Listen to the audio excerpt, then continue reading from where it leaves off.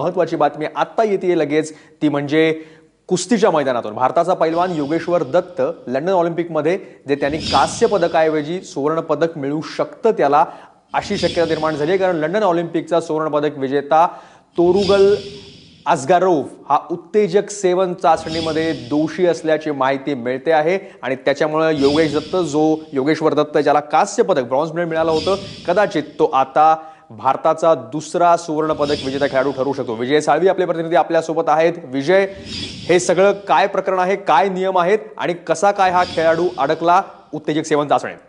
2008 आणि 2012 या दोन्ही ऑलिम्पिकमध्ये उत्तेजक सेवनाची एवढी प्रकरणं समोर आली आणि त्याच्यानंतर तुला कल्पना आहे यंदाच्या जे रिओ ऑलिम्पिक झालं त्याच्यामध्ये रशियाच्या टीमवर बॅनही घातला होता आणि त्याच सुमारास आयोन म्हणजे आंतरराष्ट्रीय ऑलिम्पिक असोसिएशननं आणि त्याच्याबरोबरीनं बाकीच्या सगळ्या क्रीडा संघटनांनी एक महत्वाकांक्षी प्रकल्प हाती घेतलाय.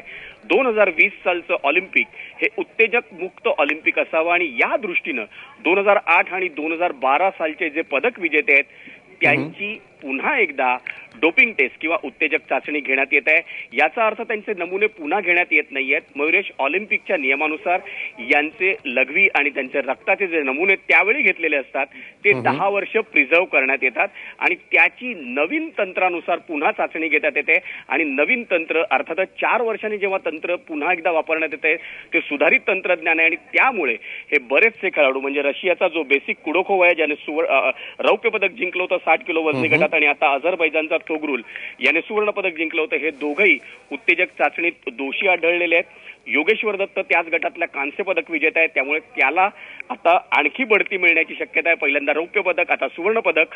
पण जी बातमी आहे त्याच्यानुसार योगेश्वर दत्तचा पण जो नमुना आहे त्याची पण लवकरात लवकर चाचणी होणार आहे.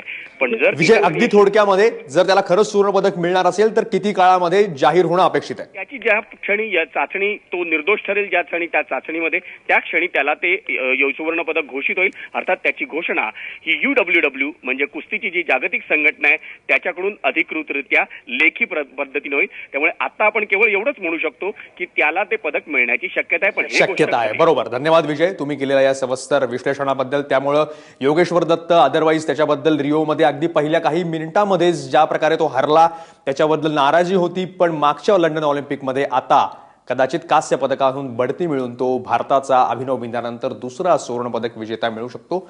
काही दिवसांची किंवा काही वेळेची अजून वाट बघावी लागेल आपल्याला.